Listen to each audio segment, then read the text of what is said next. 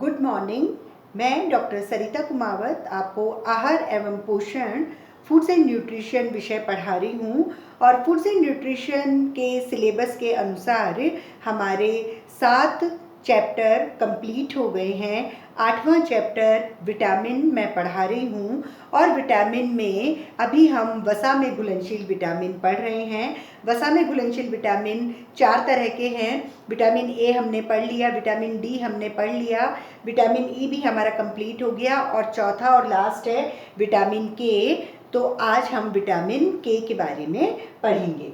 Vitamin के वसा में घुलनशील विटामिन होता है और विटामिन के का एक और नाम है कोएगुलेशन विटामिन। मतलब विटामिन के जो है वो अगर ब्लड निकल रहा है तो उसको बांध के रखता है, मतलब थक्का बनाता है। तो कोएगुलेटिंग फैक्टर हम इसको कहते हैं, या फिर एंटी हेमरेजिक विटामिन। हेमरेज मतलब ब्लीडिंग होना और एंटी हेमरेजिक मतलब रक्तस्राव को रोकना। तो एंटी हेमरेजिक मतलब रक्तस्राव को रोकने वाला विटामिन। कोएगुलेशन विटामिन मतलब थक्का बनाने वाला विटामिन। और एंटी हेमरेजिक, हेमरेज मतलब रक्तस्राव और एंटी हेमरेज मतलब रक्तस्राव नहीं होना। तो रक्तस्राव नहीं होने वाला विटामिन, 2 इसके नाम हैं। विटामिन के 2 रूप होते हैं, K1 और K2। K1 का नाम है फाइलोक्विनोन और K2 है फार्नोक्विनोन। फाइलोक्विनोन ग्रीन लीफी वेजिटेबल्स, हरी पत्तेदार सब्जियों में फाइलोक्विनोन पाया जाता है और फार्नोक्विनोन हमारे शरीर में, हमारी आंतों में बैक्टीरिया जो जीवाणु होते हैं वो हमारे शरीर में बना लेते हैं। नेक्स्ट इसका सब टॉपिक है कार्य, फंक्शंस ऑफ विटामिन के। विटामिन के कार्य। विटामिन के का करीब करीब एक ही कार्य है कि वो ब्लड क्लॉट बनाता है, लेकिन वो एक ही कार्य हमारी पूरी बॉडी को इतना मेंटेन रखता है कि अगर वो नहीं हो तो बहुत सारी प्रॉब्लम्स हो सकती हैं। तो इसका फंक्शन सबसे बड़ा यही है कि ये रक्त के थक्का को बनाने में मदद करता है, क्योंकि रक्त के थक्का को बनाने के लिए प्रोथ्रोम्बिन नामक एक पदार्थ चाहिए और जो प्रोथ्रोम्बिन बनाने वाली कोशिकाएं होती हैं उसको ये विटामिन के एक्टिवेट करता है। उन कोशिकाओं को ये सक्रिय रखता है और वो कोशिकाएं प्रोथ्रोम्बिन बनाती रहती हैं।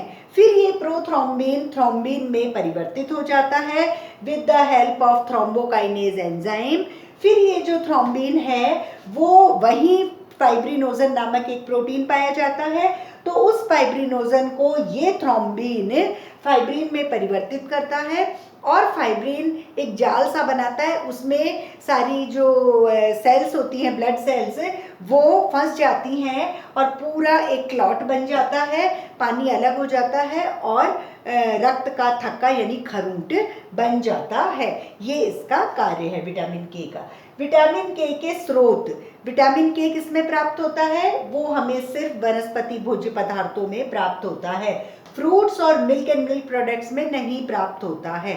दूध और दूध के जो पदार्थ हैं या फिर फल हैं उनमें विटामिन के हमें नहीं मिलता, लेकिन वनस्पति भोज्य पदार्थों में जैसे मटर, गेहूं, पालक, फूलगोभी, पत्ता गोभी, सोयाबीन, इनमें हमें विटामिन के पर्याप्त मात्रा में मिल जाता है। और इनके अलावा हमारी आंतों में भी बैक्टीरिया यानी जीवाणु इनको निर्मित कर लेता है।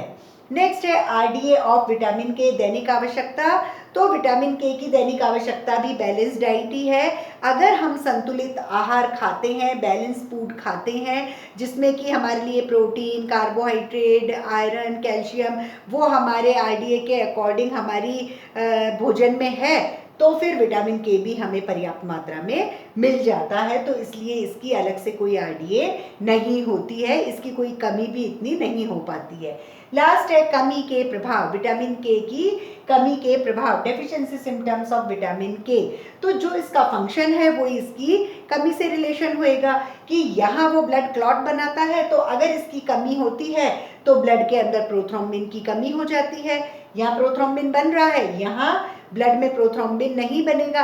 अगर प्रोथ्रोम्बिन नहीं बनेगा तो ब्लड क्लॉट धीरे धीरे बनेगा, बहुत देर समय में मतलब समय लगाएगा। और अगर धीरे धीरे खरूंट बनेगा तो ब्लड निकलता जाएगा जहाँ से कट लगा है, तो ब्लीडिंग ज़्यादा हो जाएगी, यानी रक्तस्राव ज़्यादा हो जाएगा। और अगर रक्तस्राव ज़्यादा होता है तो शरीर में रक्त की कमी हो जाती है। तो इस तरह से ये विटामिन के बारे में था। मैं वापस से ब्रीफ करती हूँ। विटामिन के एक फैट सॉल्युबल यानी वसा में घुलनशील विटामिन है। अगर वसा होगा तभी, अगर विटामिन के हमने खाया हुआ है तो वो घुल के और हमारे शरीर में एब्जॉर्ब होता है, तो हम इसे वसा में घुलनशील विटामिन कहते हैं। इसका एक नाम है कोएगुलेशन विटामिन, मतलब एक ऐसा विटामिन जो कि किसी चीज को जमाता है, जमाने वाला, थक्का जमाने वाला विटामिन। और एक और नाम है एंटी हेमरेजिक विटामिन। हेमरेज मतलब रक्तस्राव, तो रक्तस्राव को नहीं होने देने वाला विटामिन। विटामिन के दो रूप होते हैं, K1 और K2। K1 यानी फाइलोक्विनोन जो कि ग्रीन लीफी वेजिटेबल, हरी पत्तेदार सब्जियों में भरपूर मात्रा में मिलता है हमको।